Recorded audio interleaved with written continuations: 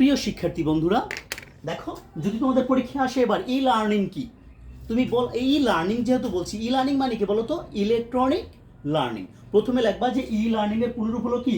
Electronic learning. এটুকু লেখার পর তুমি কি লিখবা? যে তথ্য প্রযুক্তি ব্যবহারের মাধ্যমে, আমাদের তো প্রযুক্তি থাকতে হবে, যে কম্পিউটার, ইন্টারনেট বা ট্যাব, সেটা হলো কি? তথ্য প্রযুক্তি ব্যবহারের মাধ্যমে পৃথিবীর যে কোনো প্রান্তে অবস্থিত, তাই না?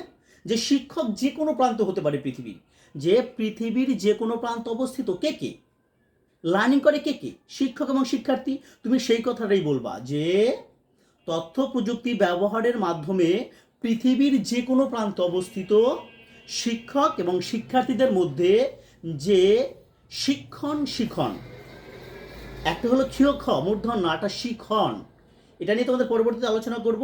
শিক্ষণ কার্যক্রম আলোচনা করা হয় বা পরিচালনা করা হয়।